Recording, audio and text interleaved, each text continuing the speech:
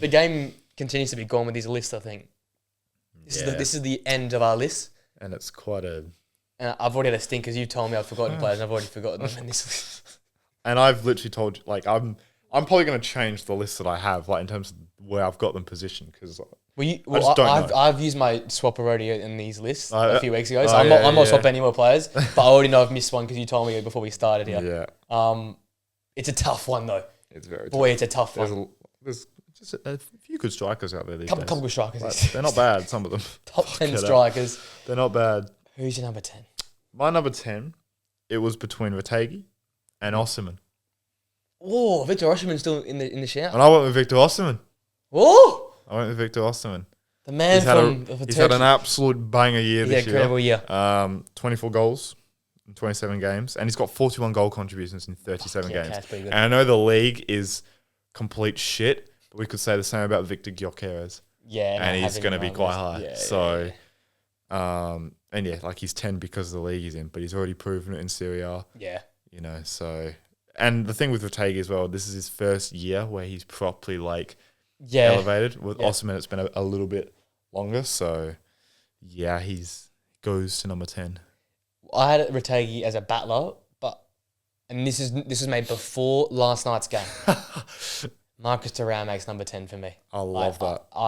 As a combination. He's in my honourable mention. Yeah. It was Retegui or him, but I just couldn't put him. I couldn't put Retegui above Marcus Thuram. Every time he's played this year, it's been so important for them. Yeah. 18 goals, 5 assists. But that doesn't describe how much better he makes Lautaro.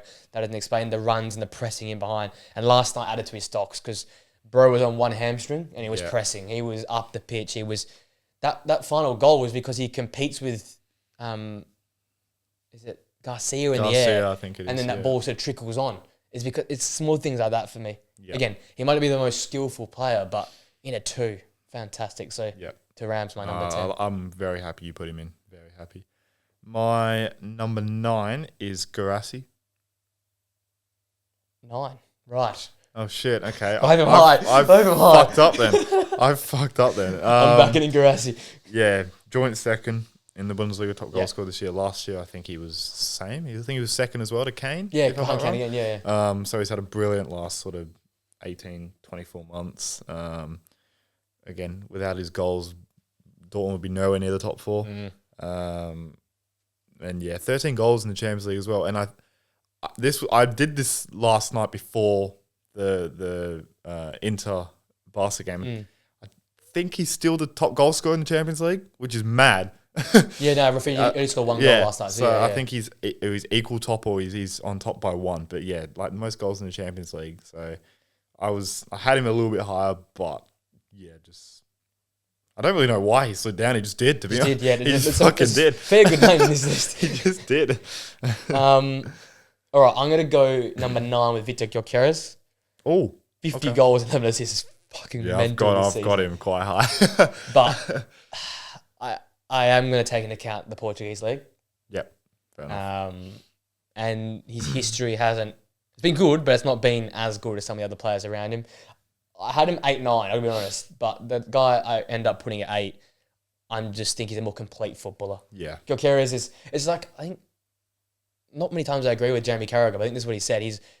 We can't really put Haaland in that best player in the world debate because he's just a goal scorer, which sounds stupid, by the way. Yeah. But it's the same with Gyökeres. He's just a goal scorer. But the guy I put at 8 is more of a complete, can play out left, can play in behind a striker. So that's why I have him above Gyökeres. That's fair enough. Yeah. 50 goals is crazy. Yeah, it's like that's a fucked. Stupid listing. Yeah. My number 8 is Julian Alvarez. Okay. Yep. I mean, again, I don't need to fucking say it all the time. What he's achieved is mental throughout his career. After a relatively slow start I'd say at Atletico, well. I think he's been really good lately. I think he's got 14, 15 La Liga goals this season, I think, something like that. 27 across all comps. 27 across all comps, 7 goals in the Champions League, and he looked good towards the end of the Champions League. Towards the run, he was looking really good. So, and even in the Copa del Rey, I think he's got a goal contribution every game in the 7 games that they played. So, I think next year could be the big one. He could just erupt next year and be insane for Atletico. Yeah, I went 8 Marmoush. Okay. Yeah. So, this is the ones I was tossing with him Gorkera, but Marmoush can play everywhere. Yeah. He can play across the whole front line, can play in behind the striker. And that start to the year, where Frankfurt were and where they've sort of dropped off to now, shows his impact on that side there. But again, I can't put him much higher than the rest because, to call another classic football line, the establishment is above him. Yeah. And next year at Man City with a full season, I want to see how he does because he's had a slower start. He got going and then sort of slowed down again. But I think that's just the Pep rotation in and out. But if he gets going next year, that's a lot of credit in his bank if he can do it in a Pep system. So he's at 8 for me with his 27 goals. Very nice. My 7. Just give me a moment.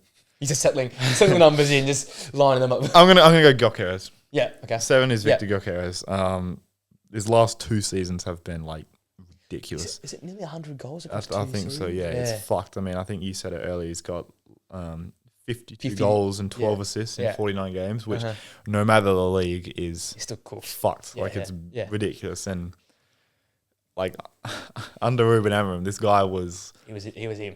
Like he was insane. Like remember the Champions League performances against Man City where they battered him and he was nuts. So that I was sort of gonna have him higher, but after last night, I've had to reconsider where I had another guy. So we're going with our hearts today, aren't we? We're really playing with our hearts. So I just put Lautaro number 1. Is that what we're doing? Funny you say his name. I've got him at 7. Lautaro, my 7 is 7 for me. 7. Yeah, 21 goals and 3 assists in 47 games. Again, I keep saying, and I keep saying it forever. His best football is Inter's best football. And last night for me, it was inspiring. Talk about gladiator shit. He was not fit at all. Yeah, no. Should not have been playing. And I think he might have cooked himself for the final because he couldn't run. But when the ball fell to his feet in that first half, he put the ball in the back of the net. And that was literally the reason it was on the pitch. I think that's why Thuram looked come the end of the game because I think Thuram was doing all the pressing and the moving because Lautaro just couldn't move. He couldn't run. But when the ball landed at his feet, he scored that goal. And a clinical Lautaro, for me, is probably one of the best strikers in world football. We saw it at the Copa. Yeah. I keep saying he single-handedly probably got Argentina through that tournament with some of his finishing. In the years gone by, Higuain and the strikers never really delivering. He's delivered for them on the big stage, and I think that was massive for them. Last season, ridiculous. This season, slower. But if they go and win 2 trophies, he's the skipper. Yeah. Do you remember when people used to call him fake Mauro Icardi? Because they were like the same player. But he's proven he's not that player. He's miles better than Icardi. He's a complete football, and he works so well on the 2. Yeah. Fantastic, the 2 up top. So got him at 7. He's my number 6. He was number 7. I had Gyökeres ahead of him, but he's pulling on the heartstrings here, so he had to go at least a little bit higher. Skipper. He should be higher. Like he's just such a good footballer, such a good striker. But obviously the year he's had, it has been a lot quieter than it was last year. Mm-hmm. Still producing the Champions League. He's still got like a decent amount of goals and stuff. Yeah. But like his numbers in the Serie A aren't great. His performances haven't been to the level that we know he can be. So and also the ones ahead of him have probably just been a lot better. So he's my number 6. 6 for me is Guirassy. I'm pretty high. Nice, 32 goals, 6 assists. But Champions League. Yeah, Champions League, absolute menace. Yeah. Nearly made it awkward for Barcelona. Is making it awkward for Freiburg and Frankfurt with them pushing into the top 4 there. And this is 2 seasons in a row now. This is 2 seasons in a row, 2 different teams, playing 2 different brands of football, and going through some rough patches with his side and still delivering. We said it. You said it, and it's coming true that if he was not there, where would Dortmund be? And it wouldn't be anywhere near this spot because they're playing. They've already played from behind, but they're playing a long way behind from Sergio Guirassy at the start of the season, and it says a lot. Like he's in the prime of his career, making a big move. Doesn't always go right, and he's made sure it's gone right with his work rate and his finishing. So he goes number 6 for me. Very nice. My number 5. Gets tricky now. It gets tricky now. I'm gonna go with Isak. Okay. I'm gonna go with Isak. 5. Wow. Yeah. Now that I've said that out loud, I wonder who I've got. You got that I don't have. Anyway, we'll have to wait and see. We'll have to wait and see. He has been the best striker in the Premier League this season. Yep. Again, we're going to be wanted by all the big clubs, not just in the Premier League, but abroad as well. I know who you It's just It's just resume. Yeah. To be honest, it's just resume. So, yeah, he's that like saying it out loud is like, well, Isak at 5. That's fucking crazy. But yeah, I'm gonna stick with it. Well, don't worry, you're not alone here. I've made a rogue shout here. I've gone 5 Lewandowski. Ooh, yeah, gone low. Okay. Maybe. I don't know how I can dig myself out of this hole here. I don't know how I can do this. See, I worked down up. No, I'm still figuring out where to put Lewandowski.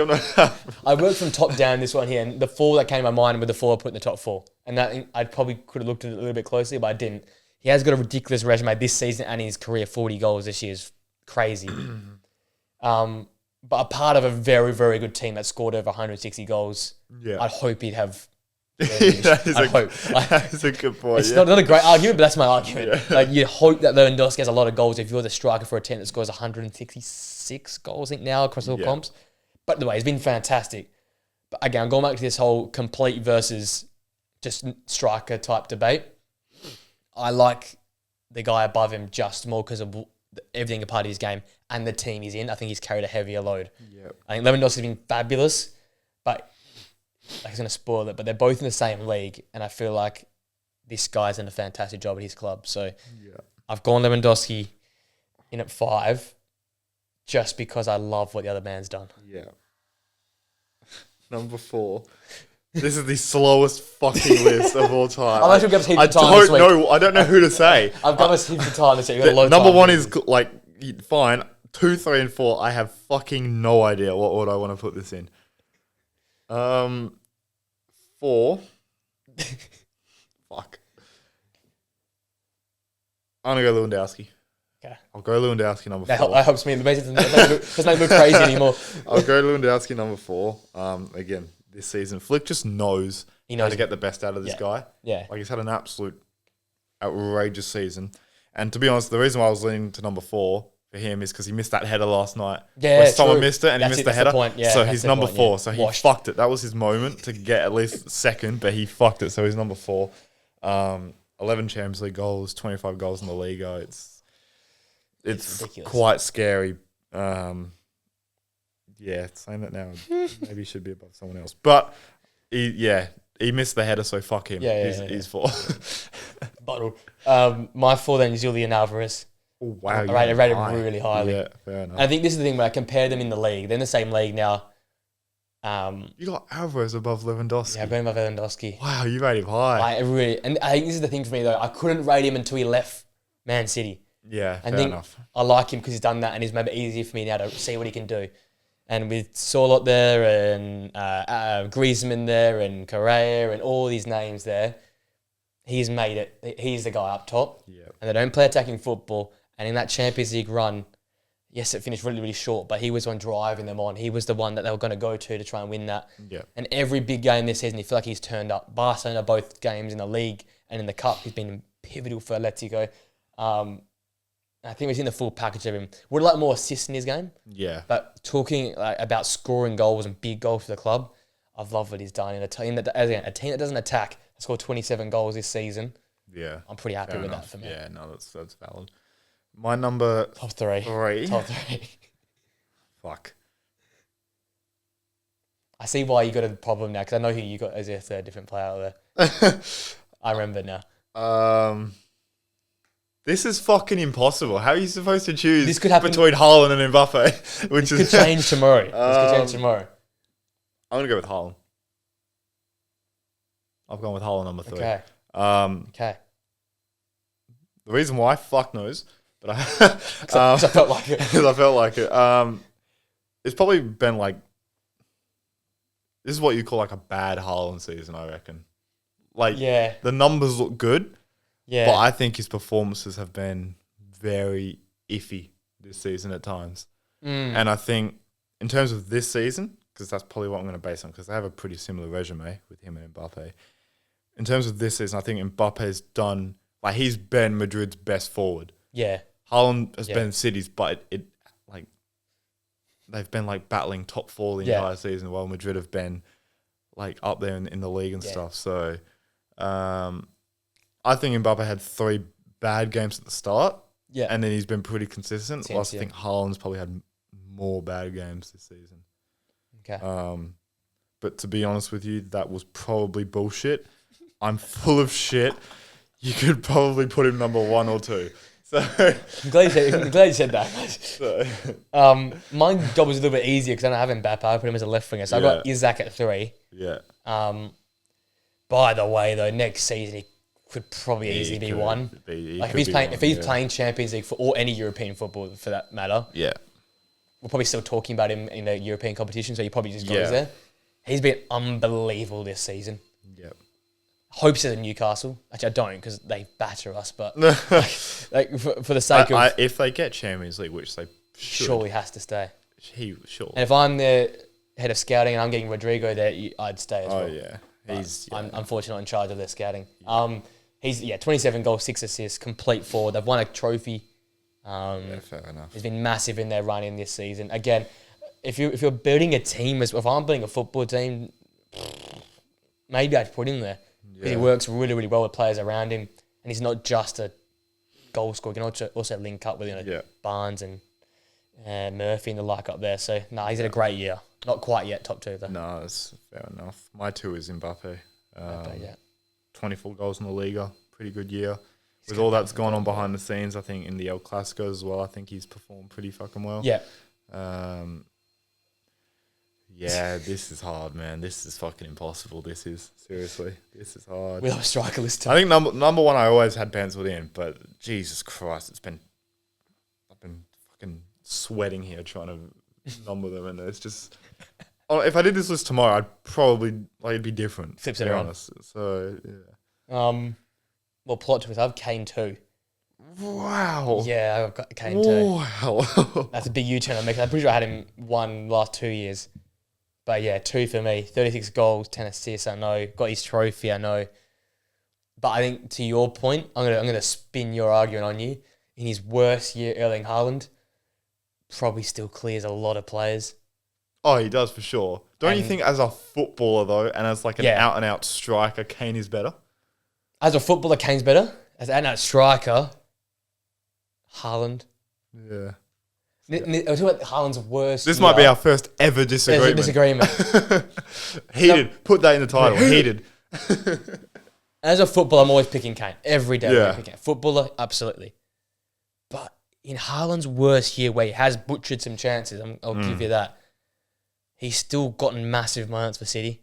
Yeah. Like, not the moments of his first year with City, but still moments that they'll look back on when they finish top 3 and be like, okay, thank fuck for Haaland all the way back there. And this is the problem. It's hurting it's hurting my debate because he's not here now when they're making this run, which is really annoying. Because if he was here right now when they're making this run, I almost say, look at the run they've made. He's there. But you saw the initial difference when he wasn't there initially, when he first got the injury. They struggled for goals. They've obviously worked out with De Bruyne sort of playing that false 9. But